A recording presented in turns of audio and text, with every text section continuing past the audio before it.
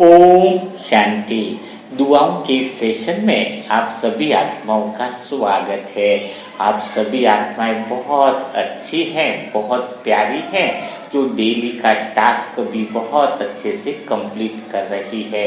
यानी मन को अच्छे विचारों का भोजन डेली मिलने से मन आपका शक्तिशाली बनता जा रहा है।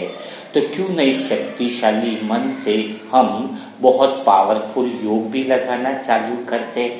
योग लगाने से, बैठकर तपस्या करने से हमारे विकर्म या हमारे जो हिसाब किताब है वह बहुत जल्दी पूरे हो जाएंगे। लेकिन कई सारी आत्माओं को यह समस्या आती है कि उनका योग लग नहीं पाता है। अगर योग लगे तो वह विचार करने लग जाते हैं कि योग में बातें क्या करें। और वास्तव में जब तक नई बातें न हो, नई बातें अगर हम नहीं करेंगे तो फिर हमारा योग लगेगा कैसे। वो आधा घंटा, वो 1 घंटा हम मनन चिंतन में खोएंगे कैसे। किसी के दोस्त के साथ भी हम जब बातें करते हैं तो रोज नई बातें नहीं कर पाते हैं, रोज नया विषय नहीं मिल पाता है। तो आप सभी आत्माओं को योग में करना क्या चाहिए। योग का अर्थ तो 2 जन होता है। 2 जन होगा तो योग बहुत बढ़िया लगेगा। अकेले अकेले तो योग लग नहीं सकता है ना। तो हमें आज चेक करना है कि हम कैसे योग लगाए, कैसे स्वयं के अंदर खो जाए या फिर भगवान के अंदर हम खो जाए। इन दोनों कंडीशनों में हम घंटों घंटों बिजी रह सकते हैं और अपना पुण्य बल बढ़ा सकते हैं। तो हमें क्या करना चाहिए योग के अंदर। योग में बैठने से पहले क्या लक्ष्य लेना चाहिए जिससे हमारा योग बहुत बढ़िया लगे। तो योग के अंदर पहला जो लक्ष्य होना चाहिए, जो मुझ आत्मा का निजी अनुभव जो कहता है वह आपको बताना चाह रहा हूँ। मैं आत्मा शुरुआत से जैसे योग में बैठती हूँ तो पहला मेरा लक्ष्य होता है कि मुझे बात करनी है, बहुत ढेर सारी बातें करनी है। लेकिन किसको बातें करनी है? बातें करनी है मेरे मन को बात करनी है। मुझे अपने मन से बातें करनी है। कई बार योग इसीलिए नहीं लग पाता है और अपने मन को आप बातें इसलिए शेयर नहीं कर पाते हो। आपको लगता है मैं आत्मा तो पवित्र ही हूँ, मैं आत्मा तो बड़ी प्रेम स्वरूप हूँ, मैं आत्मा तो बाबा को बहुत याद करती हूँ। यानी आपको जरूरत ही महसूस नहीं होती है कि अपने मन को बातें करें। और जब तक आत्मा को ये रियलाइजेशन न हो कि मन अलग है, मैं आत्मा अलग हूँ और मैं आत्मा तो सदा पवित्र हूँ, लेकिन अभी मेरे मन में बहुत सारी बीमारियां हैं, बहुत सारी कमजोरियां हैं, मुझे अपने मन को कैसे भी करके ठीक करना है। ऐसी अनेक विधियां अपनानी है जिससे मैं अपने मन को समझा सकूं। जैसे उदाहरण के लिए अगर मन में काम विकार के विचार आ रहे हैं तो हम क्या करते हैं, हम समझाना छोड़ देते हैं। जबकि योग का अर्थ ही है कि पहले स्वचिंतन करना, स्वयं को चेक करना कि मेरे मन में ऐसी कौन सी बातें हैं जिसकी वजह से मन जो है वो भ्रमित होता है, कमजोर होता जा रहा है। अगर मन किसी का ठीक हो जाए तो सारी समस्याओं का समाधान ठीक हो जाता है। जिसके अपने मन के साथ रिश्ते बहुत अच्छे होते हैं, उसके दूसरों के साथ भी रिश्ते बहुत अच्छे होते हैं। जिसका मन स्वस्थ होता है उसका तन स्वस्थ होना चालू हो जाता है। तो हम योग में क्या बात करेंगे। जैसे उदाहरण के लिए अगर मन में अपवित्रता के संकल्प आते हैं, काम विकार के व्यर्थ विचार आते हैं, उदाहरण के लिए तो जैसे मैं आत्मा अपने मन से क्या बातें करूंगी कि हे मन तू पवित्र है, पवित्रता में ही शक्ति है। अगर अपवित्रता में गया और मेरी बात अगर तूने नहीं सुनी तो तू कमजोर होता जाएगा। तेरे अंदर इतना आत्मबल यानी मन की अंदर जो तेरा पावर है वो बहुत वीक होता जाएगा। तो व्यर्थ विचारों से गिर जाएगा, चारों तरफ समस्या से गिर जाएगा। सबसे बड़ी शक्ति तो पवित्रता की ही है। भगवान तो तुझे पवित्र बनाने के लिए ही आ रहा है। तुझे पवित्र रहना है, पवित्रता में ही सुख और शांति है। तो जितनी बातें आप पवित्रता की जानते हो उतनी बातें अपने मन को समझानी है, जिससे आपका मन क्या हो जाएगा, पवित्र होगा। अगर छोटी छोटी कोई कमजोरियां हैं, कोई विषय है तो आपको योग में पहले लक्ष्य लेकर के बैठना चाहिए कि मुझे थोड़ा सा क्रोध आ जाता है या फिर मेरा मन छोटी छोटी घटनाओं में प्रश्न करने लगता है, ऐसा नहीं होना चाहिए, वैसा होना चाहिए, है ना। तो जैसे मन में क्रोध आ रहा है तो आपको हर एक के लिए कहानी बहुत याद रखनी चाहिए, है ना। अगर आपकी कहानी अगर आपको याद है ना अंदर, तो फिर आपको मन को समझाने में बड़ा आसान विधि हो जाएगी। जैसे भी क्रोध हो रहा है तभी अभी बात करते ही मुझे याद आ गया कि कैसे बात करनी चाहिए। तो क्रोध के लिए बहुत सारी कहानी आपको ऐसी मिल जाएंगी जो तुरंत उस स्टोरी को अगर स्मृति में लाते हो तो मन तुरंत मान जाता है। विचारों से समझाने पर थोड़ा कम समझता है। तो जैसे क्रोध के लिए मैं आपको एक छोटी सी कहानी बताऊं कि एक बार एक लेडीज थी, तो वो ट्रेन में स्टेशन पे पहुंची, उसका रिजर्वेशन था, ट्रेन रवाना ही होने वाली थी, तो वो ट्रेन में चढ़ गई और अंदर देखते हुए अपना टिकट पे नंबर देखा, सीट नंबर देखा। जैसे ही सीट नंबर पर पहुंची तो वहां पर एक व्यक्ति और बैठा हुआ था। तो उस व्यक्ति को प्यार से उस बहन ने पूछा, बोला कि भाई जी यह हमारी सीट है, मेरी बुकिंग है, तो आप इसको सीट को खाली कर दीजिए। तो भाई बहुत चिल्लाया, यह मेरी सीट है, क्या मैं तुमको मूर्ख लगता हूँ क्या? मैं क्या तुम्हें एजुकेटेड नहीं लगता हूँ जो सीधा बोल रहे कि खड़े हो जाओ, है ना। वो बहुत ज्यादा चिल्लाया। तो बहन ने कहा ठीक है, आप अपनी टिकट तो मुझे दिखा दीजिए। फिर उसने अपनी टिकट दिखाई, तो टिकट देख करके बहन ने भी वो टिकट देखी, थोड़ा मुस्कुराई भी सही, और उस पर सीट नंबर भी देखा, तो सीट नंबर भी वही था जो उसके पास था। इतनी देर में वो इंसान ने, आदमी ने टिकट झपट ली और बोला कि आगे एक बात भी बोली तो देख लेना, मैं क्या करूंगा, तो इधर से निकलो, तुम्हें पता ही नहीं कि मैं इतना एजुकेटेड पर्सन, उसको बोलने का ही मौका नहीं दे रहा था। तो बहन फिर भी शालीनता के साथ खड़ी रही और ट्रेन चालू भी हो गई, थोड़ा आगे तक निकल गई। फिर वो बहन ने थोड़ा सा, उसका मूड शांत हुआ, तो उसने यह बताया कि जरा टिकट नंबर पे आपको पहुंचना कहाँ है। तो उसने बताया कि उसने फलानी कुछ जगह का नाम बताया। तो बोलो कि ये ट्रेन जो है वो देखो कि कहाँ जा रही है, आपका सीट नंबर तो सही है लेकिन आप गलत ट्रेन में बैठ गए हो। ऐसा बोलते वो जैसे टिकट चेक किया तो उसको समझ में आया, बोले ट्रेन दूसरी जगह जा रही है। बोले अभी बहुत, वो तो परेशान हो गया, अब तो कहीं स्टेशन पे रुकेगी तब जाके उसको उतरना होगा। तो बहन ने बोला कि मैं काफी समय से समझाने का भी आपको प्रयास कर रही थी, लेकिन आपका गुस्सा इतना ज्यादा था कि मैं फिर कुछ बोल नहीं पाई। वो आदमी बड़ा शर्मिंदा हुआ। तो कहने का अर्थ क्या है कि जब हमें गुस्सा आता है ना, उसके पहले मतलब हमें सब कुछ हम ही सही लगते हैं, सामने वाला बिल्कुल गलत दिखता है। गुस्से में इंसान को स्वयं की गलती भी नजर नहीं आती है, उसको सब कुछ ओके लगता है कि सब कुछ वह सही कर रहा है। क्रोध की ये पहली निशानी है।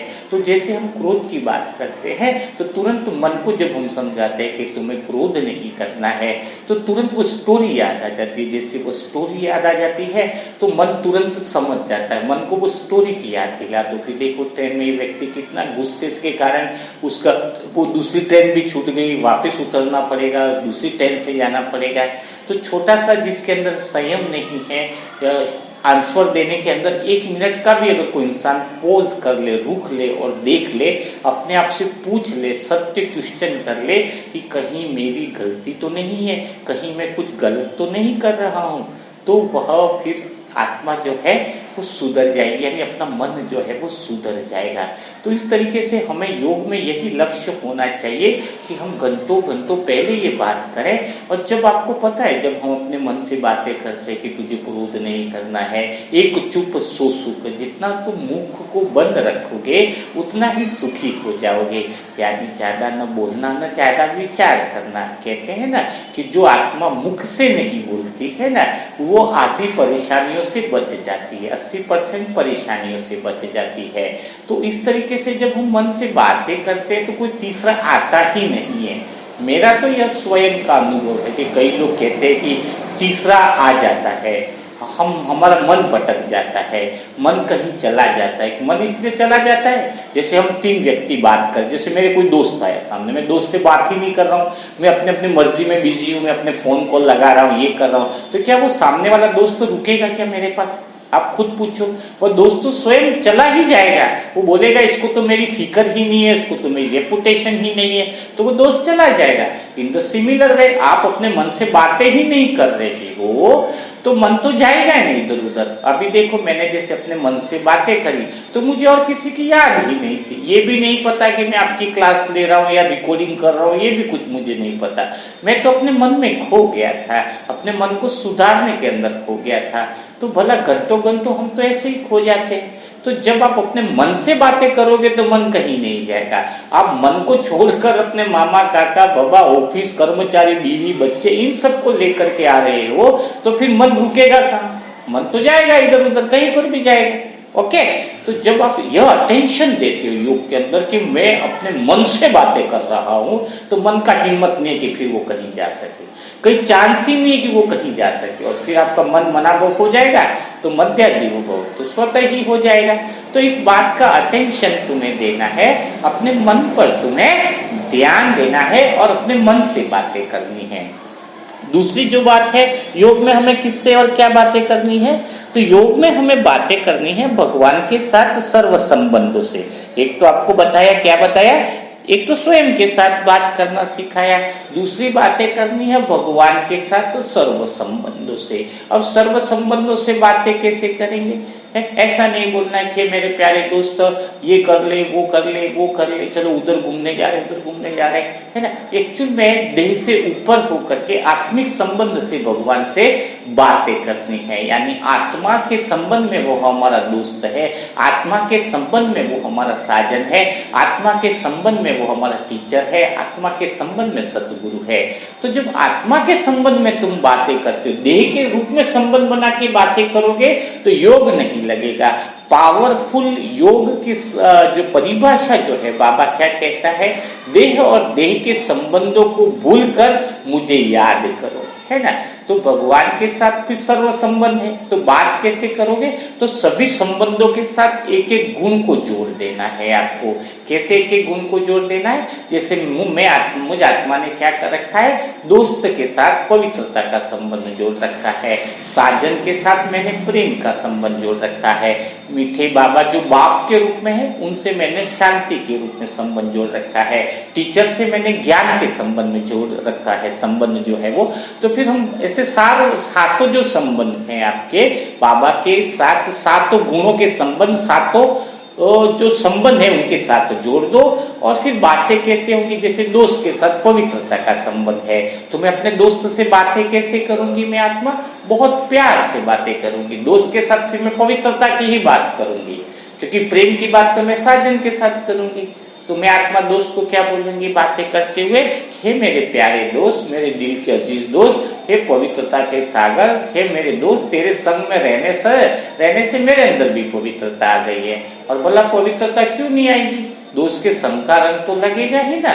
तो मेरे प्यारे दोस्त, मुझे बहुत खुशी है कि मैं आत्मा भी पवित्र बनती जा रही हूँ। तुम्हारे संग का रंग मुझे ऐसा लगा है कि मेरे अंदर अच्छाई आती जा रही है, मेरा मन शुद्ध होता जा रहा है, मेरा अंतर मन पवित्र होता जा रहा है। हे मेरे प्यारे दोस्त, तुम बहुत अच्छे से मेरे पर ध्यान देना, मेरे पर अटेंशन देना कि मेरे अंदर संपूर्ण रूप से पवित्रता आ जाए, मेरे अंदर पवित्रता की शक्ति आ जाए। ये पवित्रता के सागर, मैं आत्मा कितनी खुश हूँ जो मुझे इतना ऊंचे से ऊंचा दोस्त मिला, प्यारा दोस्त मिला, है ना। तो देखो ऐसी बातें करने से ऐसा लगता है कि कई घंटों भी निकल जाए, है ना। साजन से आप प्रेम की बातें कर सकते हो कि मेरे मन के मीत, मेरा मन तो प्रेम से परिपूर्ण हो गया है, मेरा दिल का दरवाजा मानो तुम्हारे लिए ही है, मैं आत्मा तो आपके प्रेम में डूब गई हूँ, संसार का आंगन छोड़कर मैं आत्मा तो तुम्हारे प्रेम के आंगन में आ गई हूँ। बस मुझे तो तुम्हारे अलावा और कुछ दिखाई नहीं देता है, मैं आत्मा तो तुम्हारी राधा बन गई हूँ, तुम मेरे श्याम बन गए हो, मैं तुम्हारी सीता बन गई हूँ, तुम मेरे राम बन गए हो। इस तरीके से प्रेम में डूब जाना होता है। प्रेम का अर्थ होता है उसमें खो जाना, बहुत हम उसमें खो जाए और वो हम में खो जाए, है ना। तो प्रेम में यानी मैंपन संपूर्ण समर्पित हो जाता है।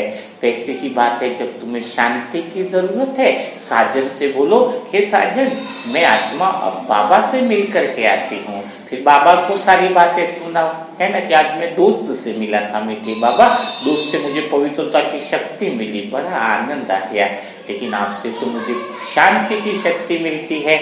मानो ऐसा लगता है कि मुझ में अपार शांति आपने भर दी है।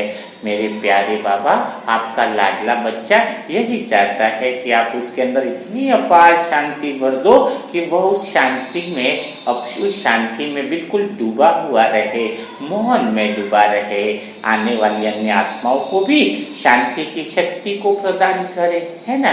तो ऐसी कोई कमेंट्री की जरूरत नहीं है, दिल की बातें करो बाबा के साथ। फिर टीचर से आप ज्ञान की बातें करो कि मुझ आत्मा में कितनी गलत मान्यताएं भरी पड़ी थी।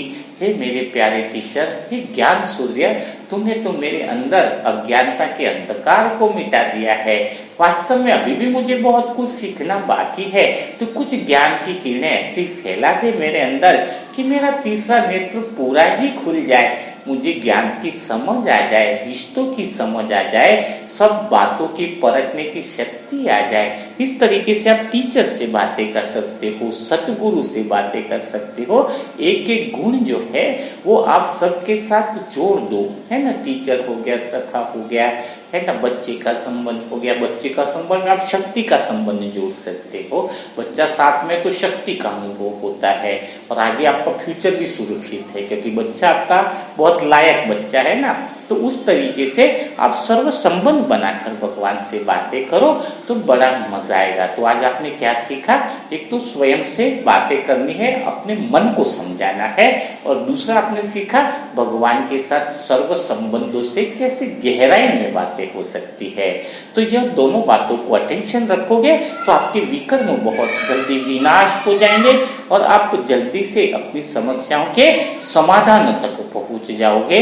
वास्तव में समस्या तो है ही नहीं, भगवान के साथ मिल करके हर समस्या तो मानो क्या लगती है, हर समस्या तो मानो खेल सी लगती है। लेकिन यह खेल थोड़ा किसी एक ऐसी आत्मा है जिसके जीवन में, उसके जीवन का खेल बहुत बिगड़ गया है। यानी हम बात करने वाले हैं आज उस आत्मा की, जिस आत्मा को हमें क्या करनी है, ढेर सारी दुआएं देनी है। हम बात कर रहे हैं बीके जितेंद्र भाई की। बीके जितेंद्र भाई जो वडोदरा के हैं, और जितेंद्र भाई बहुत ज्ञानी आत्मा है। 18 साल से ज्ञान में चल रहे हैं। 18 साल से ज्ञान में चलना है यानी श्रीमत, और उसके श्रीमत में भी बहुत अच्छे से चल रहे, परमात्मा श्रीमत की पालना में चल रहे हैं और बहुत प्यारे बच्चे हैं बाबा के। लेकिन जितेंद्र भाई के 20 दिन लगभग हो गया है। उनका जो लड़का है, वो लड़का दिनेश, वह बिना बताए, यानी कुछ छोटी मोटी बात हो गई थी, लड़ाई झगड़ा समझ सकते हैं इसको, बाप बेटे का विवाद यानी मन का नहीं मिलना, है ना। और इकलौता पुत्र है, और वह दिनेश भाई जो है लगभग 21 साल की एज है, वह घर से चले गए हैं। तो अभी 20 दिन होने आ गए, लेकिन उनका कोई पता नहीं मिला है। सब जगह थोड़ा सा FIR भी अब तो करवा दी गई है, लेकिन उनका कहीं पर भी परिचय या एड्रेस नहीं मिला है। और वह आत्मा बहुत परेशान है, मम्मी पापा दोनों, और वो तो होने ही है ना। तो अब हमें दुआएं करनी है दिनेश भाई के लिए, ताकि वह जल्दी से घर पर आ जाए, जितेंद्र भाई को उनका पुत्र वापस मिल जाए। तो हम सकाश किसके लिए करेंगे जितेंद्र भाई के लिए कि उनका पुत्र वापस आ जाए, क्योंकि सेंटर पॉइंट में तो जितेंद्र भाई की ही आत्मा है और वो बाबा का बच्चे हैं, तो उन तक वो दुआएं बहुत जल्दी पहुंचेंगी। तो मतलब उनका रो के तो कितना भी ज्ञानी आत्मा है, सब कुछ है, लेकिन क्या होता है जो बच्चों का पार्ट है, जो रोल है, उसमें इतना बड़ा विघ्न आ जाता है तो समस्या तो आती ही है। और आजकल के यंग एज वाले तो ज्यादातर जो चक्कर है वो प्यार का ही रहता है, और कुछ गलत हैबिट होती है तो हम बच्चों को मना कर देते हैं कि ऐसा नहीं करना है ना। तो बच्चे को मैंने फिर बताया, आपको करेक्ट करने के चक्कर में मत जाओ, वरना वो जो बच्चे बचपन में बातें करते थे अभी हमको बात बताते नहीं है, पड़ोसियों को बातें बताते हैं, रिश्तेदारों को बातें बताते हैं, लेकिन माँ बाप को वो बातें नहीं बताते हैं, क्योंकि माँ बाप इसको स्वीकार ही नहीं करते, जल्द से नेग्लेक्ट कर देते। अब रिएक्ट बहुत जल्दी करते हो, रिएक्शन नहीं करना। सुधारना है तो पहले एक्सेप्ट करना सीखो। हर एक आत्मा उसी के पास बैठना चाहती है जो उसको स्वीकार करे, जो उसको माने, जो उसको, अगर भगवान भी हमें इसलिए सुधार पा रहा है क्योंकि हमें वो एक्सेप्ट करता है। भगवान ने सुबह बोला कि पवित्रता की पालना करो, झूठ नहीं बोलो। कई सारे बच्चे, क्या सारे झूठ नहीं बोलेंगे ऐसा होगा? क्या सारे बच्चे पवित्रता, कई सारे बच्चे जो पवित्रता भंग करेंगे, कई सारे बच्चे जो झूठ भी बोलेंगे, तो भगवान उनको स्वीकार नहीं करता, ऐसा तो नहीं है। भगवान एक आशा रखता है, एक उम्मीद रखता है कि बच्चे ने आज गलती की है तो कल तो जरूर सुधरेगा। वो उम्मीद कभी नहीं छोड़ता है, परमात्मा उम्मीद नहीं छोड़ता है। तो हमें भी उम्मीद रखनी चाहिए बच्चों से। सबसे उम्मीदवार बच्चे बनेंगे जब हम भगवान के वो उम्मीदवार बच्चे बनेंगे, जब हम सब पे उम्मीद करेंगे। तो बिना देरी किए जितेंद्र भाई को बहुत ढेर सारी संकल्प की दुआ दो कि उनका परिवार वापस एक जैसा हो जाए, दिनेश भाई वापस घर आ जाए। तो दुआओं में बड़ी ताकत है। मैंने भी विश्वास दिलाया है बाबा की याद में कि तुम परमात्मा का मनसा सेवा ग्रुप में आए हो तो दुनिया की कोई ताकत नहीं है जो आपके बच्चे से आपको न मिला सके। उन्होंने अरविंद भाई जी का वीडियो देखा था, अगर आपको याद हो तो उनका बच्चा अमेरिका में गया था, तो जब उन्होंने देखा तो उनको ये आशा बन गई कि शायद अब तो इधर ही काम हो सकता है, क्योंकि उन्होंने सारे कनेक्शन अपने चारों तरफ लगा दिए, लेकिन कहीं पर भी उनका पता नहीं मिल पाया है।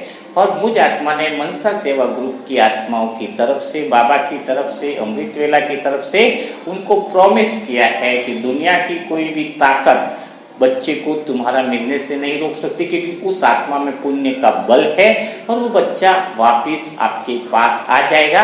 और मैक्सिमम से मैक्सिमम अगर देखा जाए तो 10 से 15 दिन के अंदर आपको जरूर उसका कुछ न कुछ बाबा आपको टचिंग जरूर कराएंगे।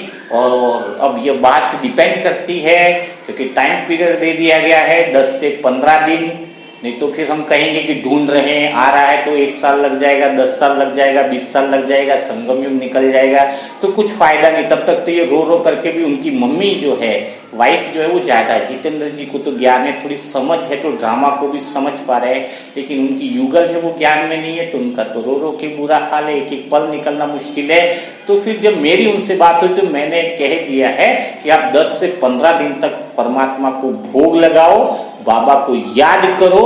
और एक कमेंट्री उनको दे दी है कि दिनेश भाई उनके घर पर आ रहे हैं, विजुअलाइजेशंस भी दे दिया है, और उनको बोल दिया गया है कि 10 से 15 दिन में दुनिया के किसी भी कोने में हो, लेकिन परमात्मा की शक्तियां और दुआएं और मनसा सेवा ग्रुप की दुआएं उसको उसके घर पर खींच करके लेकर के आएगी। और दिनेश भाई को आना ही है, और भगवान की कृपा रही तो ये वीडियो भी उस तक पहुंच जाएगा।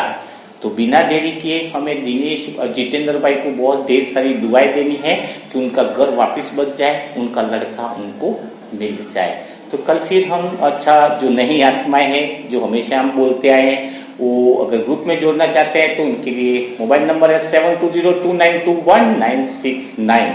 यानी जो नए हैं वो अपना नाम और एड्रेस जरूर लिखें ताकि उनको सीधा ही ग्रुप में ज्वाइनिंग हो सके। और जो मनसा सेवा ग्रुप की आत्माएं हैं वो अगर किसी को जोड़ना चाहते हैं तो जो लिंक हमसे एक ही बार ले ले और वही लिंक अपने अन्य आत्माओं को दे दे ताकि वो सीधा ज्वाइन हो सके। जितना ग्रुप ज्यादा बढ़ेगा उतनी दुआएं ज्यादा आत्माओं को पहुंच सकेगी। तो ओम शांति। कल फिर मुलाकात करेंगे ऐसे ही नए टास्क के साथ। तब तक के लिए सभी भाई बहनों को ओम शांति, ओम शांति, ओम शांति।